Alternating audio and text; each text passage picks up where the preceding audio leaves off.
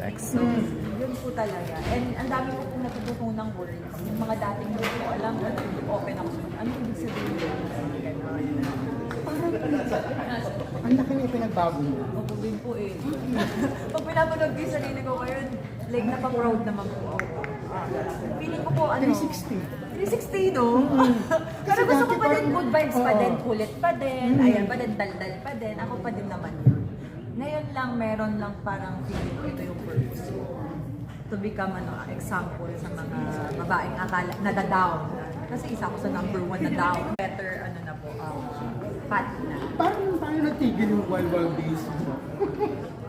Actually, kasi ngayon, pagka kung makita man nila ako sa ibig sabihin niyan, galing ako sa contract side, galing ako shoot, like celebrate ako siya, or kaya yung husband ko, dito, or family kami lalabas. Pero, nabuboard na din ako. Feeling ko kasi paternist na ako, parang tapos na rin po ako, napagdaanan ko na siya. Kasi, ano pagbabasa mo ng Bible?